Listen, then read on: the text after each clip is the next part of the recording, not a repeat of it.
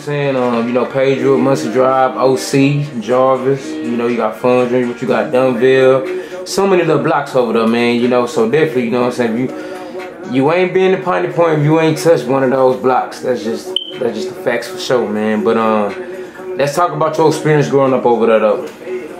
How was it growing up over there for you? Even though I know, but, you know what I'm saying, kind of just break it down, you know, like, in your kind of way. Growing up, I mean, we used to be at the park like every day. You know, we got Popeyes and McDonald's right there, so niggas stay eating that. Like, I don't even want to look at another McDonald's or Popeyes shit. So, really, it was, rock fights. We had a lot of rock fights.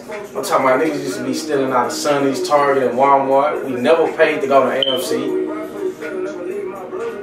Going to church on Sundays with grandma and grandpa. Sunday service, what you call it again? Sunday school? Sunday school. We used to go to Sunday school. We had the Easter school. It was summer church school. Man, we was doing all that, man. You know what I'm saying? Like, a lot of people think, you know, we didn't grow up in the church, you know what I'm saying? But we definitely did for sure, man. You know what I'm saying? RP to our grandma Johnny Mae, you know what I'm saying? She made sure, you know, we touched the church for sure. Yeah, from rock fights, going to the park, stealing little stuff. When we didn't have to, really, we didn't have to, but we was just stealing little candy and chips and stuff like that. Oh, swimming, sneaking, going to the pool. What's that game we used to play? Sneak mode? Sneak mode, yeah. What's the lead? Like, late at night, sneak mode. And then, of course, I grew up in, I could say the 2010s. I grew up in the 2010s, so my view of the neighborhood was like car hopping and just being bad, but I was very sneaky. Like, I was sneaky. Like, I never want my granny or anyone else to like find out what I was doing. So it was like getting put out of apartments and stealing bikes, scooters, like just going crazy things, just doing bad stuff that I wasn't supposed to be doing. But it was all good.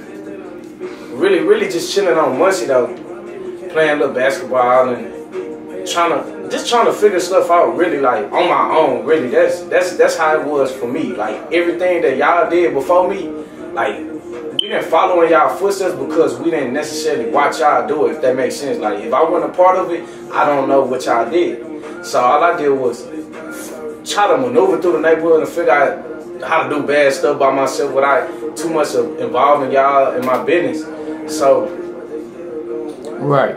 Yeah, and you know, and you know, shit, you know, every generation different, you know what I'm saying? Like, when I was coming up, you know, we didn't do what our older cousins and them did, you know what I'm saying? We did our own kind of thing. So I definitely see what you're saying as far as, like, you know, you kind of did bad on your own and in your own kind of way, you know what I'm saying? So I definitely understand that, man. You know, like, growing up over there, bro, you know, shit, you know, losing so many family members that we lost. So would you say that kind of changed you a little bit?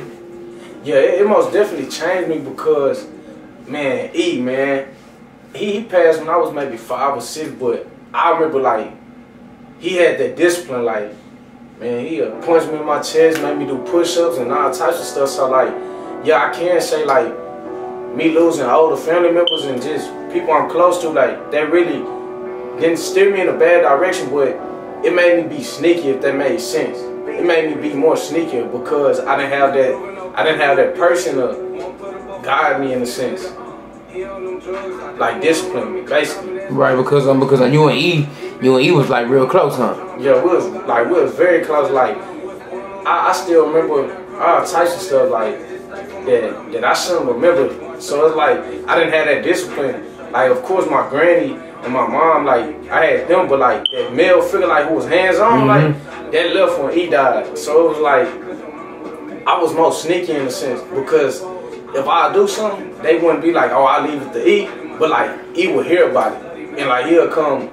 Like, I was 5, so it wasn't much for me to do. Man, it was simple stuff like I get mad, go kick the wall, or push the TV over, like do little petty stuff around the house. So I already knew, like, man, when I see E ain't no running from E. Like, he gonna pull up on you. Oh yeah, he come with the business. He gonna handle his business, and he go buy you something out the store or take you to the movies. That was me and his thing. Like, I mean, that was more his thing, but them was my fondest memories with him. Like, we'll go to the movies, watch movies. And next thing I know, he'll be asleep. I had to be snoring. I look over and be like, oh yeah, it's time. It's time to act up now. I'm finna throw popcorn and everything. So really, that's what I did in the neighborhood. Like, oh yeah, free Matt too. Like, yeah, free Matt. Man, I'm talking about free Matt.